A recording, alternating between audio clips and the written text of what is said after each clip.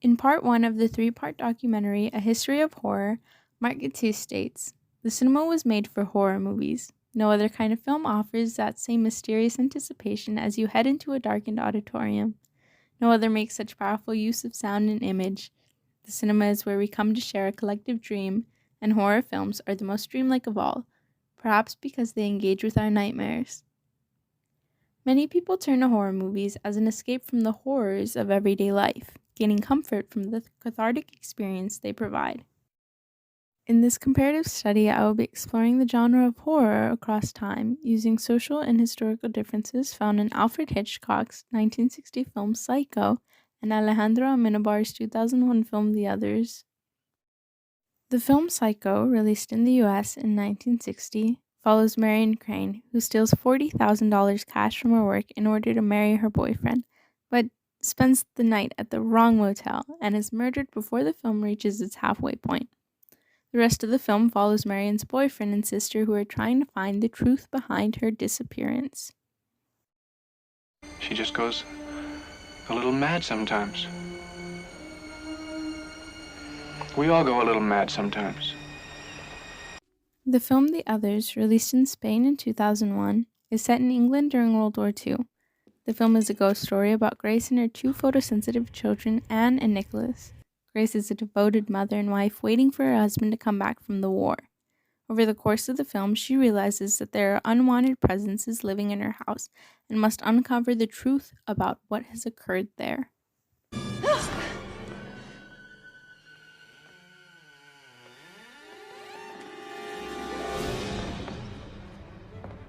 Where did they go?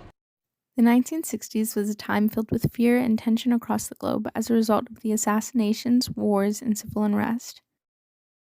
The early 2000s, up until the release of The Others, saw much less of this, as the issues were less prominent in the everyday lives of the audience. Upon their release, both of these films stood out from similar films due to their willingness to push the boundaries that had been set, both explicit and unspoken. The score of a film or scene sets the precedent for what a viewer is meant to feel. While watching the infamous shower scene of Psycho, it is very evident that the score plays a large part in completing the scene. As Marion begins her shower, the only sound present is diegetic. In fact, it isn't till Marion realizes someone is in the room that the score starts, as Marion is oblivious to the shadow looming behind the shower curtain, though the viewer is not. The score that accompanies her death induces fear and discomfort in the viewer, as the music is very loud and unusual.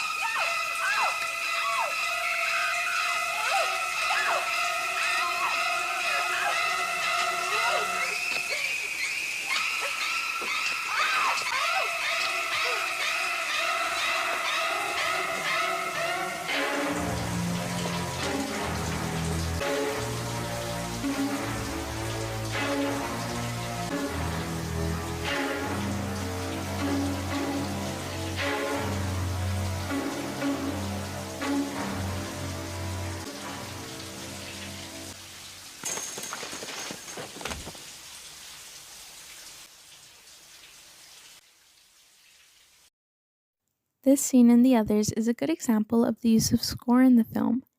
Here, Grace is seen walking into the room where Anne is playing, only to notice that something is off about Anne. As she makes this discovery, non-diegetic music begins playing very softly. The score raises volume as Anne comes fully into view of the camera, letting the viewer see what is wrong for themselves. And the score continues to raise volume the longer the camera takes in the situation. Confused and horrified by what she's seeing, Grace begins to attack Anne, and eventually reveals that it is, in fact, her daughter that she has just attacked.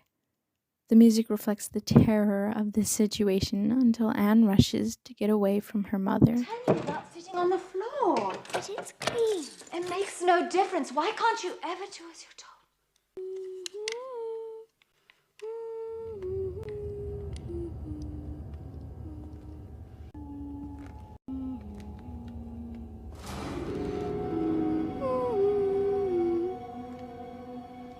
daughter. Where is my daughter? What have you done with my daughter? Are you mad? I am your daughter. No! You're not my daughter! No! No! You're not my daughter! No! No!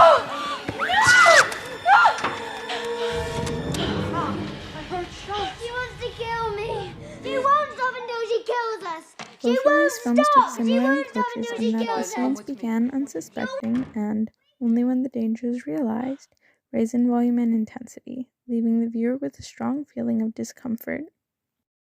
The second element to be explored is violence, which is quite common in horror films. In Psycho, violence is shown on the screen during murder scenes throughout the film, although no weapon penetration is ever visible.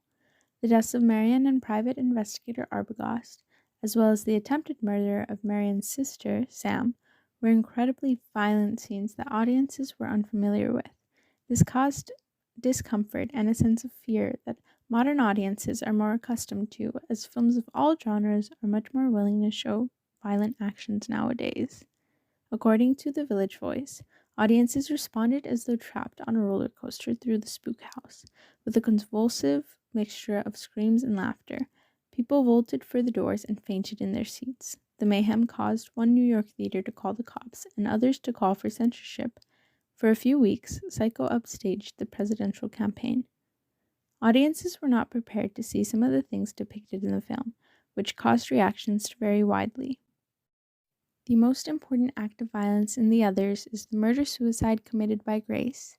Though a devoted mother, the solitude and hopelessness she dealt with was enough to pressure her into doing the unthinkable, murdering her 2 children. Upon realizing what she had done, it was the guilt from this action that pushed her to suicide. This act of violence, though important, is only ever talked about rather than depicted on screen.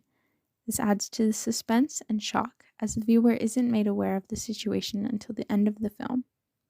Though that act of violence was not depicted, there was another act that is shown, when Grace is seen violently choking and shaking her daughter due to what initially appears to be a hallucination. The reveal of the murder-suicide added both tragedy and shock to the experience of a first-time viewer, while the less tragic acts intensified the impact of the film. While Psycho had multiple scenes that depicted detailed violence, the others showed the acts mostly through dialogue or short scenes. In conclusion, both Psycho and the others represent great milestones in the genre of horror, as Psycho represents a broken America, and the others represents the Western world during a period of excitement and technological advancement. And they'll know, and they'll say, why, she wouldn't even harm a fly.